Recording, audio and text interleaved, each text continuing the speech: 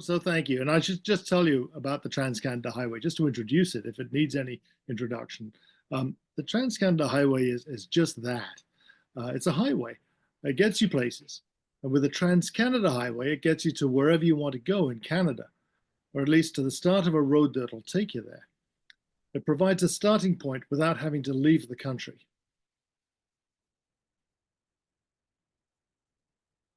Here's the Trans-Canada Highway. It's 7,700 kilometers long. It runs mostly along the bottom of Canada between its eastern edge in Newfoundland at St. John's on the Avalon Peninsula and its western edge at Victoria on Vancouver Island. Officially, it's a network of highways that sometimes have different numbers, but in general, it's Canada's Highway 1. It connects all 10 provinces to each other. There's been talk of a highway across Canada since the earliest days of motorcars. But just to back up, drivers made it across the United States first, from ocean to ocean, where the going was definitely a challenge, but it was still easier than Canada. The first people to drive across North America from one ocean to the other were a doctor named Horatio Nelson Jackson, who drove with his mechanic, Sewell Crocker, in his Winton car from San Francisco to New York City in 1903. It took them 63 days, and it got them all kinds of attention, especially once they reached Idaho and they adopted a dog named Bud to be their mascot. Now, there's a wonderful Ken Burns documentary about the drive that you can stream for free if you Google it. Horatio's Drive, it's called. It's narrated by Tom Hanks, who never once mentions in the whole hour and a half that Dr. Jackson was actually Canadian. He was born in Toronto, educated at Upper Canada College, and became a dual American-Canadian citizen when he married one of the wealthiest women in Vermont. Years later, he ran for state governor, unsuccessfully, and he worked to downplay his Canadian roots, which is why it's not so well known now. But in any case, I'm glossing over it here, but back in 1903, it was still quite the drive, and both Jackson and Crocker and Bud deserve full credit for making it across. Drives like this helped to spur on road building, though I should mention Charles Glidden, a very wealthy guy who went around the world in 1904 using railway tracks where there were no roads. He put train wheels on his 24 horsepower Napier and used his connections to get permission to drive on the tracks, usually with his wife beside him and his mechanic in the back seat. They made it from Minneapolis to Vancouver like this, and a reporter from the Daily Province spoke with him when they arrived. In some cases, said Glidden, we came up close behind some of the fast trains, so close we could talk to the passengers on the rear car. But we only held that position for a while as a rule, for the dust and cinders generally proved uncomfortable.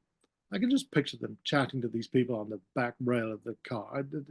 You can hardly imagine it these days, but back in 1904, that's the kind of thing that Charlie Glidden liked to do. So let's move ahead 8 years. Cars had been gathering favor in Canada, but still only playthings for the rich, and it was the rich who actually got to experience them who could see their potential as actual transportation. To get anywhere, however, they needed roads. They were rich, but they weren't as wealthy as Charlie Glidden, so in May of 1912, several hundred people met in the town of Alberni on Vancouver Island to call for a highway to be built across Canada to link the provinces together. There were something like 60 cars there, which had either driven over from Vancouver or up from Victoria on the newly opened Malahat Highway. Alberni was chosen because it was about the farthest west town in Canada at the time that was reachable by road. It was also a neighbor to Port Alberni, just up the estuary, and Port Alberni was already the western terminus of the Canadian Pacific Railway. If one could have the railway, the other wanted the highway, and the dignitaries at the gathering planted a sign that day that marked the start of the Canadian Highway. You can see it on the left in this photo here. The two towns were very competitive, though, and a few days later, somebody from Port Alberni snuck over and dug up the sign, and I'm sure there was alcohol involved with that. But the mayor of Port Alberni was very apologetic, and he returned the sign the next morning. A local doctor tied his bull terrier to it for a while to protect it. Hopefully not for too long, just to get the message across. Now, one of the dignitaries that day was Albert Todd, the president of the Victoria Automobile Association, who loved cars and road trips and was known as Good Roads Todd. He went on to become the mayor of Victoria. He wanted to encourage the government to build a road across the country, so he commissioned a gold medal to be given to the first motorist to drive from ocean to ocean entirely within Canada, without using the railway tracks. Everyone at the time figured the medal would be awarded before the decade was out, by 1920 at the latest. The first person to go for it was an English journalist named Thomas Wilby, who was living in New York at the time. He was an experienced motorist. He'd already traveled with his wife in a sponsored Ohio car on a 3-month road trip from New York to San Diego and back. So I call him a motorist and not a driver because he didn't actually do any driving. He figured that was beneath him. So a chauffeur was provided to do that and look after the car in the United States. It was no different for the attempt on Canada, except this time his wife stayed home. He did persuade the Rio Car Company to provide him with a new touring car, good for 30 horsepower. A similar model was already proven by being the first car to make a round trip of the United States in 1905. And it even held the speed record by driving from New York City to San Francisco in just 10 days in 1910. Again, Wilby persuaded the Rio Company to provide a chauffeur.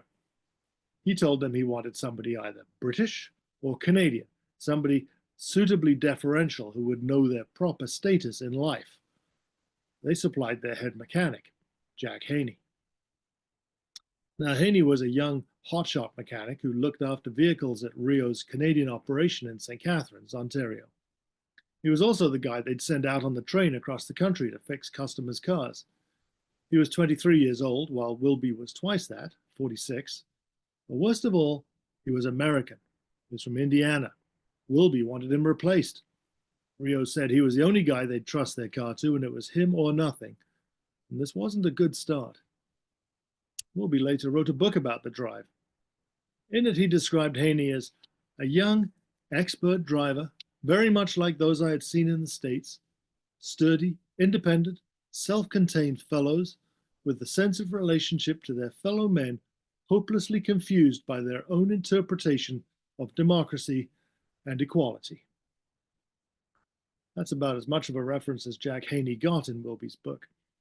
In the book, Wilby never once refers to Haney by name, and he doesn't even mention the name of the car company. They drove together for 53 arduous days, and they hated each other.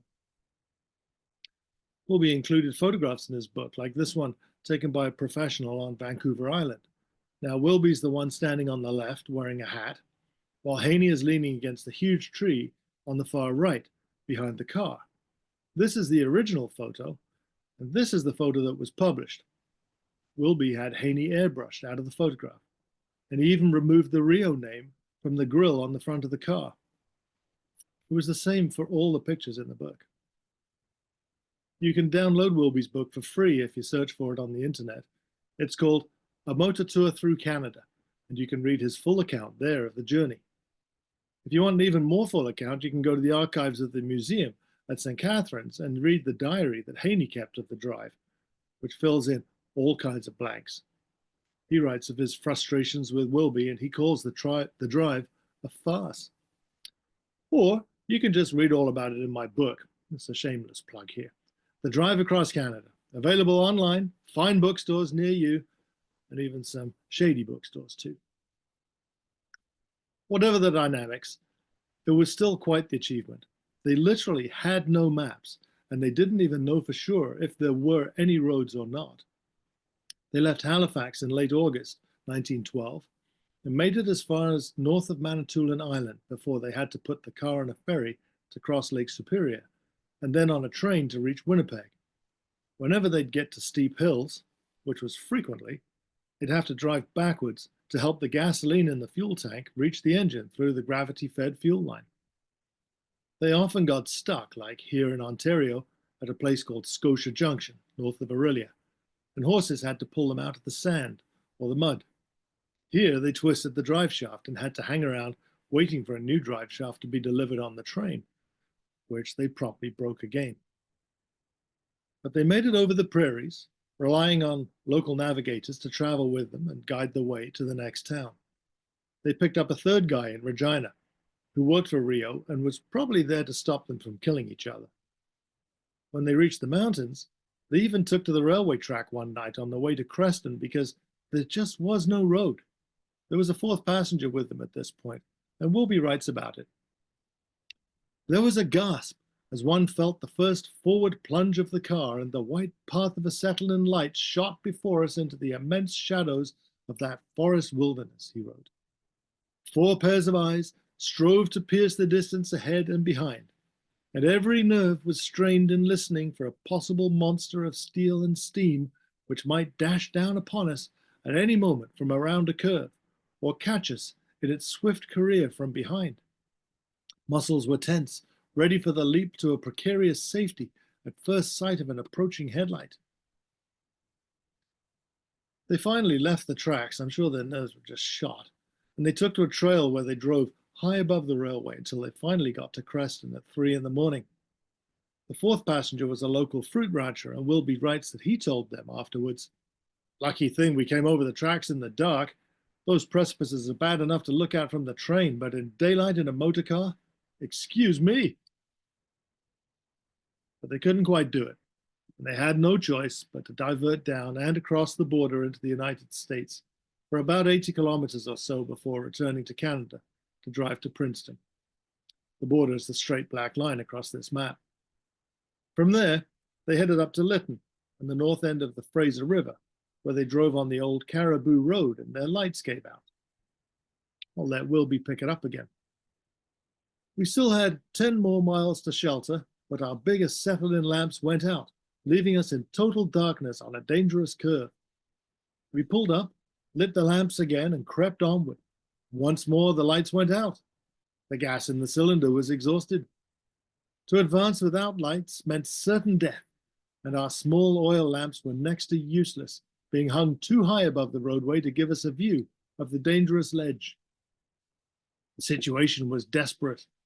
We could not camp there, nor could we apparently progress until daylight, since to walk ahead with our feeble light only served to increase the danger of a fall over the precipice. It was the extra driver from Saskatchewan who finally came to the rescue. Taking one of the oil lamps, he stretched himself at full length along the mudguard next to the outer edge of the road, reached out his arm so as to bring the lamp close to the road, and boldly gave the signal, "Go ahead."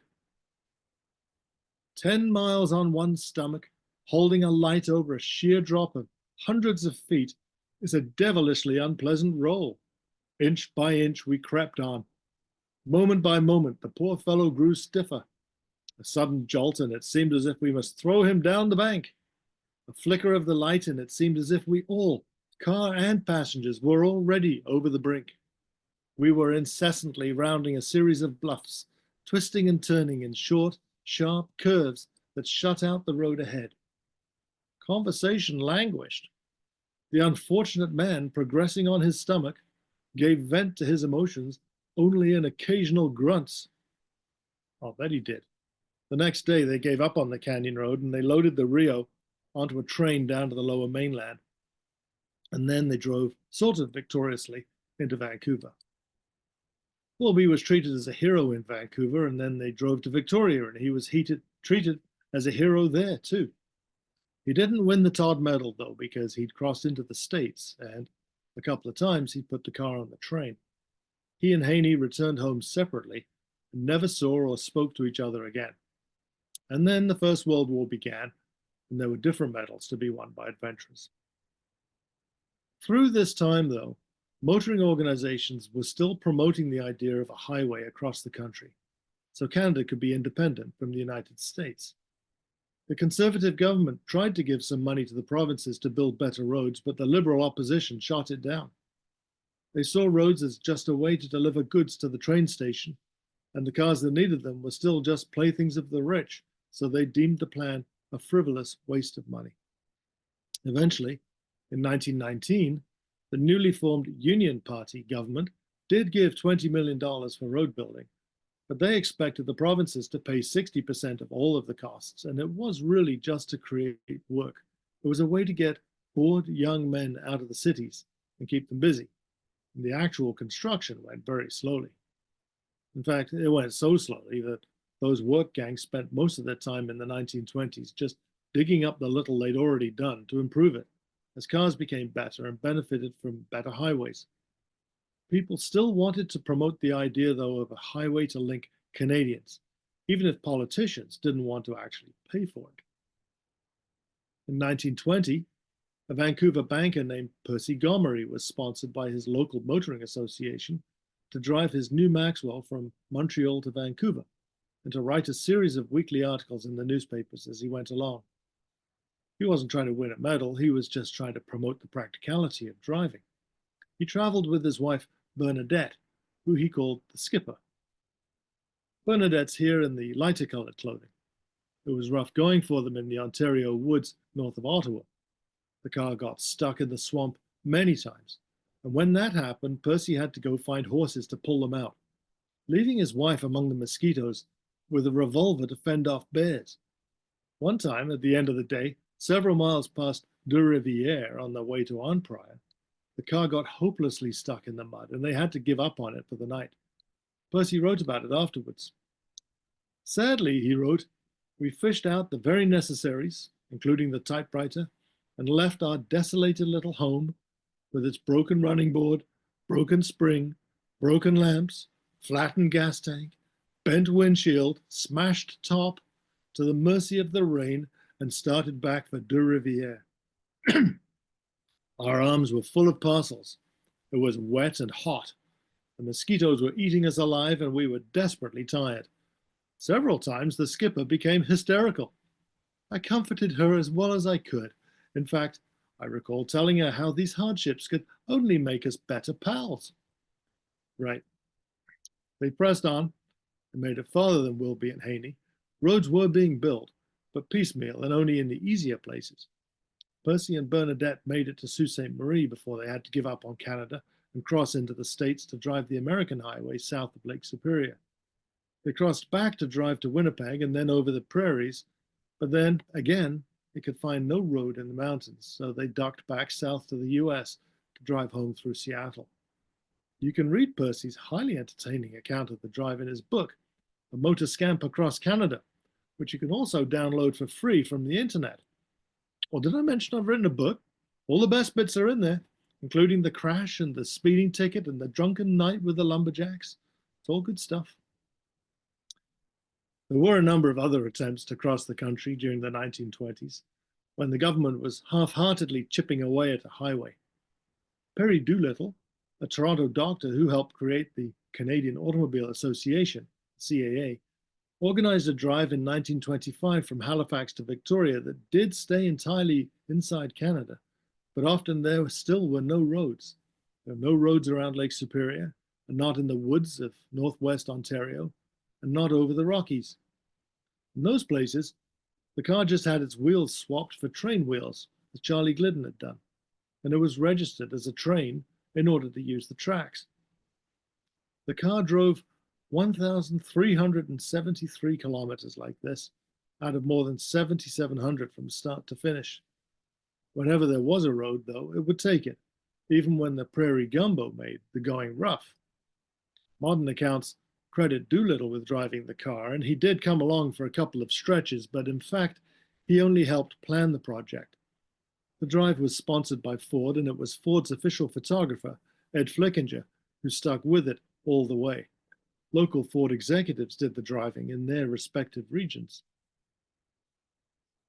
3 years later, Graham Jimmy Oates rode an aerial motorcycle from Halifax to Vancouver as a publicity stunt to promote Castrol Oil. He also rode on the railway when he had to, but he didn't glide along on the steel tracks. He bumped along down on the wooden ties. He had a sidecar that doubled as a bed, and the vibration was so bad it snapped the mountings many times. Everything broke on the bike. But not Jimmy. He made it to Vancouver, but he didn't win the medal. Riding on the railway had disqualified him if he'd even tried.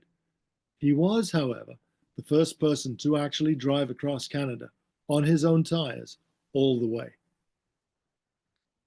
In 1930, A one-time Edmonton journalist named Healy Needham said he would just cut a road through the trees north of Lake Superior and west of Winnipeg in his big McLaughlin Buick.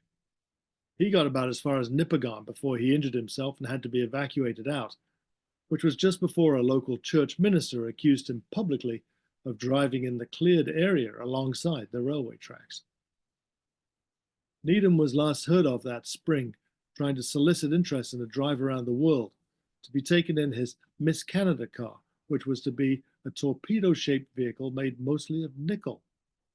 He told reporters his attempt to drive across Canada had just been a warm-up for the rest of the world. There are no pictures of Miss Canada, because it almost certainly didn't exist outside of his imagination. I've never been able to find out what happened to him, and if you know, please contact me to tell me. But we're now in the dirty 30s. The government had run out of money to spend on expensive, non-essential things like the Trans-Canada Highway. Construction sputtered to a halt, and then the country went to war again. But in fact, it was the Second World War that finally filled in the last road gap across Canada. The Trans-Canada project itself was put away on a shelf, but the government recognized that if it wanted to move something from east to west without using a train or crossing into the States, it needed to complete the 300-kilometer gap in northern Ontario between Geraldton and Hearst. It built a gravel road through the trees, and when it was done, it was at last possible to find a road to drive between the Atlantic and the Pacific. Even so, it took another 3 years until fuel and rationing was ended and anyone really noticed. Retired Brigadier Alex Macfarlane noticed. He was from St. Catharines, and he heard the story of the town's Jack Haney, and so he also learned of the existence of the still unclaimed Todd Medal. He had connections with Chevrolet and persuaded them to give him a 1946 Stylemaster sedan to make the drive, and he asked his friend Ken McGillivray to come along as a passenger. Once he decided to do the drive, he treated it almost like a race, and he put in huge distances every day for 9 days with just 1 day's break in Winnipeg. The only mishaps were 2 flat tires on that Ontario gravel road. When he reached Victoria, he was treated to a banquet dinner, but Todd had set aside $500 of his own money 34 years before to pay for it. And he was presented with the Todd Medal. Only Macfarlane's name is on it, though. McGillivray, who was a retired Canadian Air Force squadron leader and the former city editor of the Globe and Mail, had never actually driven the car and was considered to be just an observer. Guess it sucked to be him. After the war, public sentiment was high for a Trans-Canada Highway, but it took the threat of massive unemployment to persuade the government to actually sign the Trans-Canada Highway Act in 1950. Even then, only 6 provinces agreed to it. The others, Quebec, Nova Scotia, New Brunswick, Newfoundland, refused to do so. They had various reasons that generally boiled down to not wanting to pay for it. There were plenty of politics at play, and for the next decade, as the Liberal Prime Minister, Louis Saint Laurent, and then the Conservative successor, John Diefenbaker, squabbled with the provinces over routing and funding. Nova Scotia was promised a permanent link between Cape Breton Island and the mainland, just as Prince Edward Island was promised a fixed link to New Brunswick, though it took until 1997 before the Confederation Bridge was built. Quebec was promised the Louis Hippolyte Lafontaine Bridge Tunnel between Montreal and the South Shore, which is now being completely rebuilt. And the feds also promised not to meddle in Quebec politics. And Newfoundland was promised funding at 90% to bring its 900 kilometers of highway up to Trans-Canada standards by 1965. One of the trickiest sections was the stretch north of Sault Ste. Marie through Wawa, Ontario, which was pushed through brutally hard rock and over unforgiving swamp, and it was finally opened in 1960.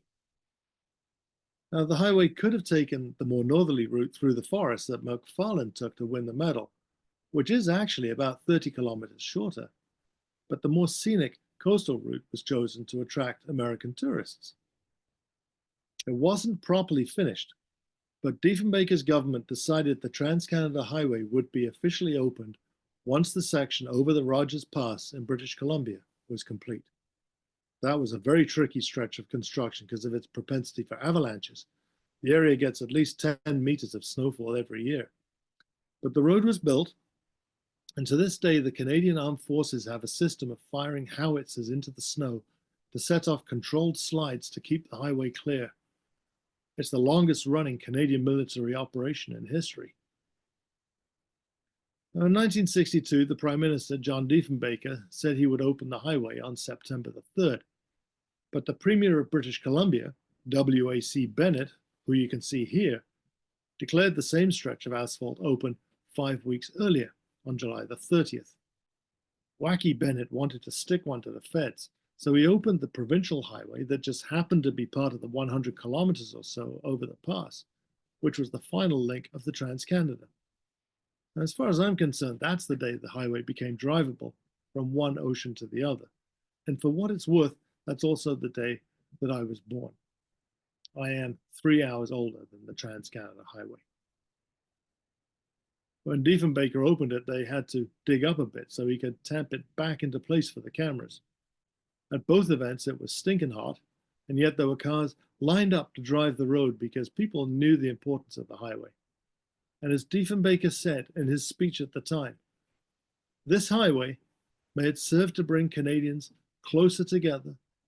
Above all, I express the hope and the prayer today that this highway will always serve the cause of peace, and it will never hear the marching tramp of warlike feet.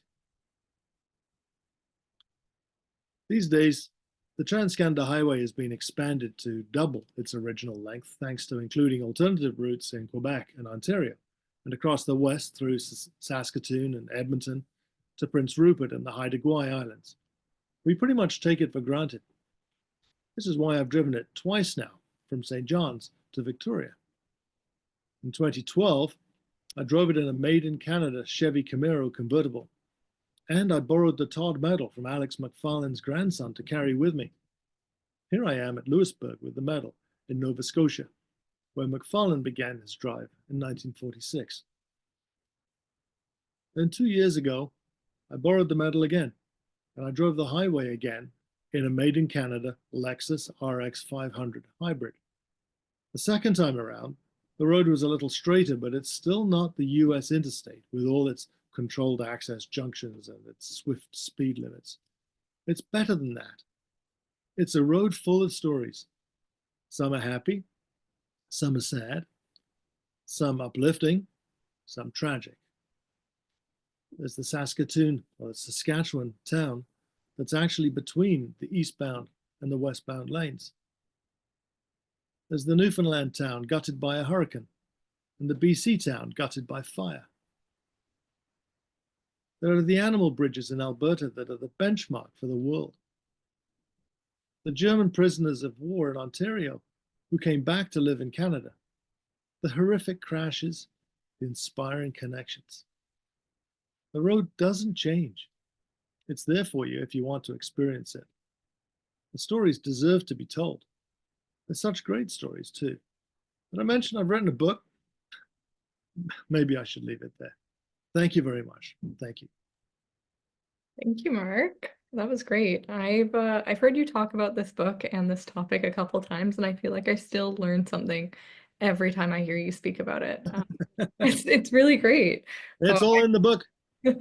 It's true. It's true. Shall I stop sharing my screen? Yeah, you're welcome to, and we can just kind of do the little Q&A now then. Or should I leave it up so people can admire my book? You can do that too. And well, it's good for everyone to have your email as well. That way they can reach out to you. And I'll leave it up for a little bit then in that case. Sure. Well, I've got some questions for you here, and I'm sure people will have some questions for you in the Q&A soon as well. But Sure. I know that you've done a lot of research for this book. We've chatted about that a bit. And I'm just curious if there was anything that you uncovered in the course of your research that you were really surprised by, or anything that you found particularly interesting. I love the fact that you share your birthday with the Trans-Canada, and Yeah, who knew about that, huh? right? Yeah. I'm curious if there's anything that's come up that you've been really shocked by. Well, when I discovered I shared my birthday with the Trans-Canada, then I discovered that it actually had 2 openings. That was what got me interested in this in the first place. And I tried to explain all this at the time. When I drove across in 2012, the first time, I blogged the whole story for Maclean's magazine. And I got to the Rogers Pass on my birthday, which was July the 30th. And that was the day that I turned 50 years old, which is also the day the Trans-Canada Highway turned 50 years old. So it just seemed right for me to be at that Rogers Pass, at that exact same place that Diefenbaker had been at on the day of July the 30th rather than September the 3rd. But then I had a whole bunch of CBC interviews I was supposed to give from the car to radio stations across the country about this. And when I tried to explain the two different dates, nobody could ever quite get their heads around it. But ultimately, you can sum it up on Canada. It's the provinces trying to show themselves one up on the feds who they have this contentious relationship with, I think. So as far as I'm concerned, the whole highway opened on July the 30th, making me the same age as it, which works fine for me. That was the thing that surprised me the most, that there would actually be so many stories before it, though, about the people who tried to cross the country. I mean, would you try and drive across Canada if there wasn't a road to do so? Oh, I'd put in a I Jeep mean, knowing there's a trail, but I know. Well, you and I were chatting. I've done the drive a good chunk of the Trans-Canada at least, and yeah. even that, it's challenging with the roads even as we have them, right? So The thing about the Trans-Canada too, though, is that for most people, it's not too far away. I can't think of a Canadian who hasn't been on it at some point. absolutely. I'm sure that practically everybody has been on the Trans-Canada if they are Canadian at some point. But you don't have to do it like I did it. You don't have to do it from start to finish, almost non-stop, all the way across. Just do a bit of it. I met some people who were they came to the book launch. Phil and Tiki, they were just doing the western part of the Trans-Canada, and the following year they were looking forward to doing the eastern part of it, and then they had already done the middle part of it. They just, as long as you can knit it all together so you can say you've done the whole thing. But what people don't tend to do is Newfoundland, because that's a whole destination in itself, but it is a destination you want to get to. I know that's the one part of the Trans-Canada that I'm missing myself. So we'll You get got out there something eventually. to do there, yeah, for sure. Yeah. Well, I'm curious too how you found, I know we talked about how there's alternative routes and I'm curious how you found your research finding maps and that kind of thing, especially seeing how it's shifted and how the Trans-Canada has expanded over time. It has. I mean, originally back in 1962, there was lobbying from the various municipalities. They all wanted the Trans-Canada Highway to go right through downtown. The highway began in St. John's, downtown St. John's. The merchants all wanted all the business from the tourists, people coming by on the highway to stop in and buy all their stuff. It went right through St. Catherine Street at one point at the very beginning in Montreal. It went right through Winnipeg, all of this stuff. And in the end, it didn't take too long before people realized that they didn't want the trucks and the heavy traffic and the commercial vehicles to be going right through downtown. So bypasses got made. In Winnipeg now, the Trans-Canada Highway goes both right through downtown, Portage and Main, almost Portage and Main, and there's also a bypass that goes all the way around it. You can take your pick as to which one you want. If you're a truck driver, commercial driver, you probably want the bypass. If you're a tourist, you want to go through downtown Winnipeg. Yeah, it's funny, and I love the two learning about how they chose to do the roads in a more scenic way, right? Up north, and we were just chatting about that too, how I appreciate that. That's one of my favorite parts of the drive. Well, the big appeal was of the Trans-Canada was always sold to the politicians as to the fact it was going to bring up all these Americans who were going to spend their American dollars in Canada, because they hadn't been doing so, right? Because they had better roads down in the States, and so they were staying there, and they didn't want to come up to Canada and shake the fillings out of their teeth on these bone-jarring roads and in the gumbo and the everything else, not in their cars. So if you could build a highway that would bring the tourists up and make a whole tourist route, such as going around Lake Superior on the tourist route through Wawa and Betchawana Bay and all of that stuff, then all the better. And I'm sure it has brought many, many billions and trillions and zillions of American dollars up here. But nobody can really put a number on it as to the number of people who've come up in order to who would benefit from the Trans-Canada Highway being there rather than anything else. But it is certainly a significant figure. Absolutely. I imagine so. We've got a question here from Dave Gurney who's asking if you can speak about the first woman to drive the Trans-Canada, or drive across Canada rather, if you know anything about that. Well, the first woman would certainly be Bernadette Gomery, the skipper. I think she takes just as much credit as Percy Gomery for getting anything done. She stuck with it. The accounts, I mean, just because Gomery wrote the book doesn't mean she wasn't an equal part of it. And this was in 1920 that I know of. I don't know of anybody, any woman who crossed before her. She only actually made it. They didn't set out to drive right across the country. They set out from Montreal to get to Halifax, to get to Vancouver. But the thing is that she was the passenger for the entire drive. But we'll put it this way: they get to Sault Ste. Marie, and Percy Gomery decides that he's going to send Bernadette home on a train, and she can, because she has had a terrible, terrible time of it, getting stranded with the car all this time. While he's the one off getting help, she's stuck in the car trying to fend off bears and being attacked by mosquitoes and all of this stuff, while he's making all the decisions at the time. They get to Sault Ste. Marie. He decides she should go off on the train, and he's going to try and push it through. But they're told that the highway, I think it was the Lincoln Highway going across south of Lake Superior, was a great road. And in fact, it was a terrible road. But she only stuck with it because she was told it was a great road. It was a terrible road. At the end of the day, they said that this is it. We've just got to get to the nearest port on Lake Superior and get poor old Bernadette back to Vancouver by ship and by train. And they found a nice place. He was good at never having to pay for anywhere to stay. So he was good at banging on people's doors in the middle of the night and asking to stay there rather than staying in hotels. He once kicked a road superintendent out of his tent and made him go sleep with the roads crew so that he and Bernadette could stay in his tent. That was somewhere north of Lake Michigan. Anyway, the point is that Bernadette goes to bed, wakes up 15 hours later. Percy says, well, let's go take you to find a train. And she says, forget that. I'm refreshed. I'm ready to go. We're going to do this drive together. And she stuck with him the whole way. And if she hadn't been there, I don't think he would have been able to make it on his own. And it wasn't an official cross-country drive by any means, but it was a very highly publicized drive at the time. It was in all the papers every single week. People were following along. And even though they had to duck into the States because there were no roads, he couldn't have done it without her. She would be the first woman that made a significant drive across the country. That's great to know.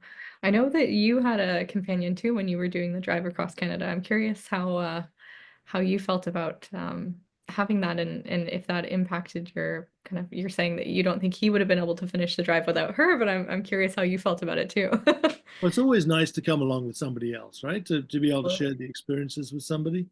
The first time that I did this in 2012 in the Camaro, I did the first half of it on my own. I drove from my home in Cobourg out to St. John's, dipped the wheels in the Atlantic, drove back, got to Cobourg in time for Canada Day, and then I picked up my 12-year-old son, Tristan, and he came with me for the next, I guess it was 4 weeks that it took us to get out to Vancouver and Victoria. And that was a fun trip for him. We actually stopped and we bought different pieces for a skateboard at various towns along the way, so that by the time he got to Vancouver, he had a fully built skateboard and had a thing that he could take a skateboard lesson on in Vancouver. And he then announced that he'd quite like to fly home again now. But I said, no, you're stuck with me. And we drove back through the US. It is quicker. It takes about 5 days through the States, maybe even 4 days. The speed limits are higher. The route is shorter. The road is kind of like a chute across the Badlands and across the everything. It doesn't take long to get back to Toronto from Vancouver if you drive through the States. But you don't really see anything except the scenery off in the distance. The Trans-Canada is more of a tourist road, even though it has aspirations to be a trucking route. It really is more of a tourist road, especially in in Ontario and in British Columbia. Mhm. And the secret to it, when you're driving on it, if you stay on the Trans-Canada through Quebec, through New Brunswick, it's boring as anything. It's just a fast route to get to the Maritimes. But the Trans-Canada, as I said right at the very beginning of this, will take you to will take you to the start of wherever you want to go. Sometimes it'll take you right through Calgary, right through Winnipeg, right into Vancouver, that sort of thing. But it will always get you to a road that will get you to your end point. To answer your question, the second time around, 2 years ago, my buddy Peter, who I went to school with in Britain 100 years ago, he came over and we did the entire trip together. And that was interesting because we had different attitudes towards driving. And he's, shall we say, well, he's a more cautious driver than I am. But then he lives in a country that has thousands of cameras just itching to give you a ticket. So he never quite relaxed on the road as he could have done. Not until we got out west, anyway, in the wide open expanse of Big Sky country. But that was a good trip, too. It was 6 weeks that we spent on the road in 2023 from start to finish. From the time, again, we set off from Cobourg, drove to St. John's, turned around, and drove back again. Our rule was that if we left the Trans-Canada, which we did frequently, we had to get back onto the Trans-Canada at the exact same point that we left it at. So we didn't leave any part of the Trans-Canada, the traditional route anyway, across the bottom of the country. We didn't leave any part of it untouched. If we had driven east on the Trans-Canada on that particular stretch, we didn't have to follow it west again. We would consider that bit to be traveled. So that's how we got to go around the Cabot Trail. And we got to go through Prince Edward Island instead of following back through Nova Scotia, for example. And we got to branch off in Quebec and follow the beautiful road. I think it's Highway 132, which runs south of the St. Lawrence. And it's just lovely. That used to be the Trans-Canada Highway, but has now been replaced by the swifter, more interstate type road. Well, you've mentioned a lot of beautiful places. I'm Yeah. curious if you have a favorite that you stopped at along the way. Yeah, well, there's always a favorite. I mean, the favorite has to be the Rogers Pass, I guess. It's majestic, it's beautiful, it's got mountains, it's BC. You're almost at the end. That's where the whole thing was signed, sealed, and delivered, all of that stuff. But I think every province has a beautiful part. And the thing is, you get to some provinces and you think, well, Saskatchewan is the flyover province, right? You just want to get to Calgary and start driving through the mountains. But even in Saskatchewan, even in Manitoba, there are gorgeous areas. If you just want to stop and look for them, just keep an open mind and look around. And they have such history as well. And maybe the thing about the Trans-Canada Highway is it has history. And you sort of feel that you're a little bit of a part of history rather than just part of sitting on an interstate, part of a chute getting you to the other end. When you're on the Trans-Canada, you're part of the whole story. This is what Phil and Ticky, the people I was talking about earlier, they mentioned. They said for them, the Trans-Canada Highway is like Canada's Route 66, which I've also driven. And the Trans-Canada Highway is frankly much better. Well, fair enough. Yeah, I think that you put it nicely in the book too. It's about kind of the roads telling a story, right? It's not just the drive. Yeah, You can go so much faster to get back through the States, but it's not the same story, right? sure. The thing is, though, it's important not to get too romanticized about this stuff. I mean, it's easy for me to sit here and go on about the gorgeousness and gorgeosity of the highway and oh, it's wonderful and life is a road trip and smell the roses and drink the coffee. It's something that must be taken seriously. It is life itself, and because it's life, it's also death itself. There are tragic accidents that have occurred on the highway. Sad things have happened there. Animals get killed on the highway. People get killed on the highway. When we were last driving across it in 2023, Peter and I came through Manitoba just 1 week after the horrible crash at Carberry, where 17 people were killed when the truck broadsided them in their little minibus going to the casino. And the scorched earth was still there. Everything was still there. It was a reminder that this is something that you have to treat with respect. It's like a vehicle, a car, a motorcycle, whatever. Fabulous fun if you get the right one and you want to do things, but you have to treat it with respect because it will turn around and bite you if you don't. And all things that are worthwhile are like that. You have to treat them with respect and you have to learn the boundaries, learn the limitations, and appreciate those. And then you get the most out of them. I found some of the most difficult writing that I did was looking into Carberry and how the highway should be improved, what's wrong with it, what it needs to make it better, what should have happened on that particular day in 2023. There was another crash that was even worse. It was in outside of Webb, Saskatchewan, west of Swift Current. I think it was 26 young men were killed horrifically. Their school bus, they were working on the railway.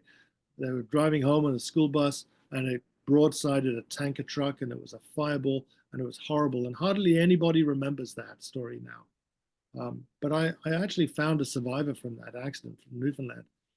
And he was telling me about it and he was telling me how he got through it and how the Trans-Canada Highway has still been his link back to Newfoundland in so many ways. It's good and it's bad. And overall, the good is better than the bad. Well, I think you put it really went on for a bit there, but and you can romanticize it. If any highway should be romanticized, it's the Trans-Canada Highway. It's a wonderful, wonderful place, but take it seriously and give it respect. Absolutely. Well, like you said, it's life and death, right? And it touches so many lives and it's Yeah. unavoidable for so many people, right? There's many Yeah. people out there, I'm sure, that don't even realize they drive on the Trans-Canada just to get kind of point A to B, right? Well, you go to Newfoundland and people talk about the Trans-Canada as the road across the island. And they also talk about the island, the road that takes them to Canada, because they don't think of Newfoundland necessarily as being a part of Canada. They think of themselves as Newfoundlanders first and then Canadians after that. But I did talk to Newfoundlanders who lived right on the highway, right on the Trans-Canada. The driveway comes out onto the road. And I remember one guy, Lloyd Adams, or a guy in Badger, Newfoundland, who told me, yeah, it's a big deal for him that he knows that he can turn right and go to the store, or he can turn left and he can go to Vancouver if he wants to. He can go anywhere in Canada if he wants to, because the highway's right there. I should tell you the one story, by the way, from Newfoundland that I thought summed up the highway in so many ways, with the good and the bad and the everything else, that I met this woman who, the first time I drove the highway in 2012, I met this woman, Michelle Higgins, in Newfoundland, Norris Arm, Newfoundland. And she had become a local celebrity just a month or so earlier because she was on her way to work in Gander and she crashed into a moose and carried on driving. The shock was so great for her, she didn't realize what had happened. She drove another 20 minutes, half an hour. She got to work. She gets out of the car, walks into work, and they said, "My God, what happened to you, woman?" And she said, "What do you mean?" And they said, "Look at the car." And it was only then that she realized that the car was smashed. The roof was ripped off like a sardine tin, and she had a broken neck. Wow. And so because of this, she still had no memory of it. But people from around the world were phoning her up, radio stations. They wanted to interview this mad moose woman. But the point is that one person who listened to the story, apparently on a CBC radio, a few hundred kilometers away in Newfoundland, in a fishing town up in the northern peninsula called Conch, his name was Stephen Bromley. He heard this with his dad, and he said, "That's nonsense. That can't happen. There's no way that you can hit a moose and not realize it." And his dad agreed with him. And then a year or so later, he hit a moose and he didn't realize it. And apparently he got pulled over by a friend of his who saw him, and he said the top of the car was ripped off. There was blood everywhere. There was moose poo everywhere, all of this. And the guy, Stephen Bromley, hadn't realized anything that had happened. He'd actually tried to turn on the heating because the car had become colder because the roof was ripped off. Anyway, the point is, CBC told that story too. And then they said, there was this woman, Michelle. One thing led to another. They met each other on Facebook just to give each other advice on the psychological trauma of all of this stuff and to give each other support. And now they live together. And it's very sweet, and it's romance in the making. How can you believe it? Oh, That a highway and a moose could bring two people together like that. what an And I incredible met story. her when I came back through in 2023, and I sat on her deck, and she just told me that whole story. And it just, life's a highway and everything else. It just closed the circle. It was a lovely thing to hear. Incredible story. Oh my goodness. I did not see that going there when you started telling me about her hitting the I moose. know, who does? Who could think that you can't make this stuff up? Oh, that's incredible. Yeah. Well, we've got a couple more comments, more than anything in the chat here that we'll just address quickly, and then we'll wrap it up there because it's just about 8 o'clock. But we've got a message from Rick Netherly who says, not a question, but just letting you know that he's ordered your book. Great. Thank you, Rick. Yeah. And we've got one other comment just mentioning Craig's book about the same subject that I think we were chatting about earlier as well. What a coincidence, right? That two of those would come out at such a close time. Yeah. Yeah, well, I mean, the highway, it's an important story. It's never really been told together. I Very- I wrote a whole series about the Trans-Canada Highway, which was published in the Globe and Mail 2 years ago when I did the secondary drive. I haven't talked to Craig at all. Perhaps he read that series. I know that he does mention it in his bibliography in his book. His book is a more historical account than mine, and whereas mine is the drive across the country. They take two different approaches to the same story, I think. Yeah, well, I encourage everyone to check out Mark's book because it's really incredible, and you've dug up some really great stories. I'm really impressed, honestly, with the everything from what you were just saying about the moose to, I mean, this sign in Port Albany, talking about Perry Doolittle and how incredible that is. Driving on the tracks with the it's switching Yeah, the tires and everything. It's there's some incredible stories that have come out of that. yeah, those people were crazy.